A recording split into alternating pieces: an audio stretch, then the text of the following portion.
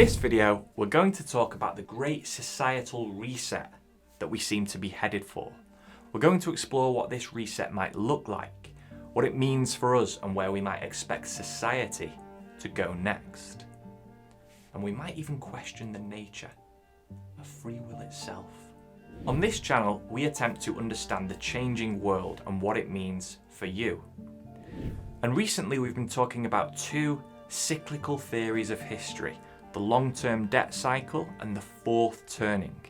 Now, both of these theories suggest that history is cyclical, that there are patterns that repeat themselves again and again, and that right now we're coming to the end of a cycle, which means we're headed for a societal reset, after which nothing will be the same, the end of a chapter in history. Speaking of change, why is it that two theories of history which make no reference to one another and whose authors are in completely different fields line up so perfectly in terms of timing? And if these two theories affecting some of the biggest things in society were written years ago, what does that say about the importance of the democratic decisions that we make today? To what extent are we really in control? Life is like a game of cards. The hand you are dealt is determinism. The way you play it is free will. Let's talk about that. From the The reason that this financial and economic theory of history, the long-term debt cycle, lines up so perfectly with this cultural and social theory of history, the fourth turning, is because our culture is downstream of economic activity and the way we organise the financial system. Economic activity and the structure of the financial system not only influences but completely shapes our culture. And the structure of the financial system, which constrains economic activity, is massively underappreciated as one of the fundamental influences on our culture and our values. If what we're living through can be thought of as a chapter in history, then the economic and financial system is the structure of the story, the framework the writer has created, constraining the story before he even writes a single word. Back at the beginning of this chapter of history, that is, at the end of World War II, the economic and financial system was restructured. Whenever you restructure the financial system, there will, of course, be social implications. But the thing which is underappreciated today is the extent to which our culture and our values have been shaped by the financial system. If the last 75 years represent one chapter in this epic tale of history, then many of the pages and much of the structure of this chapter was pre-written, preordained and determined back in 1945. And as we feel the pages turn, we don't realise that a lot of our story has already been written. Now we're going to talk about exactly how the financial system was restructured back then, at the beginning of the chapter, how the structure of this chapter was put into place, before we talk about the downstream cultural implications that make up the details on the page. But first, some context.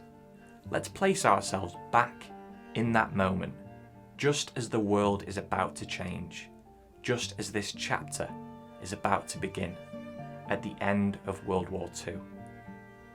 Society had just been through 2 world wars in 30 years. And people were desperate for lasting peace. Governments were bigger and more powerful than ever. Higher taxes were brought in to pay for the war, and those tax rates never went down again. Nationalist sentiment was rife. The great European powers all had an empire with colonial subjects overseas, of which the British Empire was the biggest. A nation's ability to trade with the outside world depended on the ability of its navy to defend its merchant ships. Power had never been so centralised. It was at this point in time that the financial system underwent a complete restructuring. The first turning began, another long cycle, and our chapter in history began. It was the Bretton Woods Agreement of 1944, presided over by the United States and entered into by most nations around the world, in which new rules for trade were created. New institutions like the International Monetary Fund, or IMF, were created. New military alliances were formed. New rules of engagement between nations were enforced. And a new world reserve currency, the US dollar, was agreed upon. For these things that were now baked into the financial system, as well as these international trade and military agreements between nations to work, in other words, for this new world order to work, for them to create prosperity and lasting peace, our culture had to change. And it's at this point that we begin to question our free will and the extent to which we determine the course of history, versus having it decided for us by whoever's in charge at the beginning of the cycle, at the beginning of the chapter. This was the beginning of a new global system of governance. In previous eras, globalization had meant imperialism and colonization, but this was going to be a new era of global cooperation, globalization through trade and international institutions, with the US government in the seat of global steward. This new trade, military and financial paradigm needed not only to get the buy-in of national governments, but also the buy-in of the people, of citizens. This system was going to come up with costs for the people. We've already spoken about higher taxes. So it needed to come with benefits too.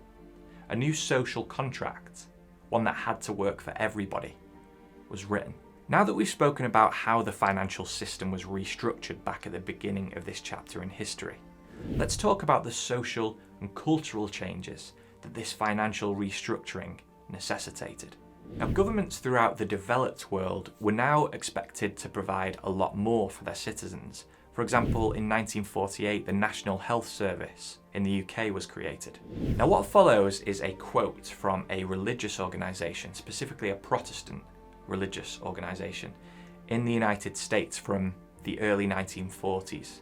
Now, obviously, as a religious organisation, they had a significant amount of cultural capital. Here was a religious organisation grappling with the implications of the New World Order in terms of what it meant for its people. And these were the social and cultural implications of the New World Order that they foresaw. Ultimately, a world government of delegated powers, complete abandonment of US isolationism, strong immediate limitations on national sovereignty, international control of all armies and navies, a universal system of money, so planned as to prevent inflation and deflation, worldwide freedom of immigration, progressive elimination of all tariff and quota restrictions on world trade, autonomy for all subject and colonial people, with much better treatment for black people in the US, a democratically controlled international bank to make development capital available in all parts of the world. Now, this isn't a government body. The Protestant Church didn't make the rules back then. But here was an organisation with huge membership and considerable soft power, a large congregation of American citizens who were looking to them for leadership in a time of great uncertainty and to help them make sense of the world, wrestling with what the New World Order was going to look like and what the implications of that New World Order were for their people. And they did a very good job of understanding it. This programme describes the New World Order that was created in 1945 and the system which still exists today very, very well. It also nails exactly how our culture and values would need to change in order for the system to work. Here you can see the seeds of globalization, civil rights, the end of imperialism and empire building, the beginning of US global leadership and military interventionism, the seeds of bodies like the International Monetary Fund and the US dollar as world reserve currency. Thinking once again about this chapter of history that we're living through, we have here a window into the writer's mind, a pulse that was taken at the very beginning of this new chapter, when the foundation of the new system was created. And right here, we can see the foundation is fundamentally economic, financial, and militaristic. but that economic and militaristic new world order creates the necessity for culture and societal values to change in order for them to fit. Globalism over nationalism, racial equality, big government, healthcare, tolerance of high levels of immigration, free trade. These things have shaped our culture throughout this chapter in history, and they find their roots not in the minds of the great thinkers of recent history or the democratic will of the people, but in the financial and economic arrangements made at the beginning of the chapter. Not everybody enjoys the feeling that their decisions are not completely their own, that their life has been affected by forces outside their control. Some don't like the path that's been written for them, so they run from it. Some sense that what they see in front of them isn't actually what matters, isn't actually reality, and that some unseen people or force might actually be pulling the strings. And some ask that if so much of their life has been decided for them, does any of it really mean anything? But rest easy. Soon we will finish this chapter and begin another. The difference is that this time we get to write it. So as we can see, changes within the financial system necessitate changes to the culture. And this is why I say that culture is downstream of things like economic activity, institutional authority, and the way we organise the financial system. On this channel, we attempt to understand the changing world and what it means for you. The implications of what we're exploring today is that if we're right that we're coming to the end of this chapter in history, then a hell of a lot more than a debt restructuring, as Ray Dalio puts it, is about to take place. The changes which society will need to go through within the next decade will mean new institutions, new societal values, and a new culture. We won't snap our fingers and wake up one day thinking completely differently as if we've had a bonk on the head. But to bring it back to these two cyclical theories of history that we've been speaking about, the long-term debt cycle and the fourth turning, whatever societal reset we get in the wake of this period of crisis that we seem to be going through will have massive downstream effects on society and culture for the next best part of a century. So here are some specific recommendations on the back of things we've been speaking about in this video. 1.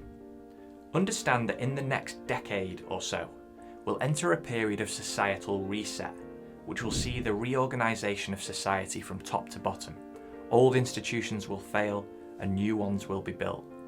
This will have huge economic, financial, and cultural implications. 2. Try not to get too caught up in tribal affiliations or political conversations that won't be relevant beyond the end of this paradigm. A lot of this is just deterministic. If the authors of the fourth turning could predict that this was coming 25 years ago, then you can't really blame specific politicians or political parties who are around today, can you? A lot of this is just the inevitable turnings of history, and it's a waste of your finite time and attention to get too caught up in it. So forget politics. 3. If you want to understand what's going on in the world at the most fundamental level, pay attention to the conversation around the money. Will we get modern monetary theory and greater government control over the money supply?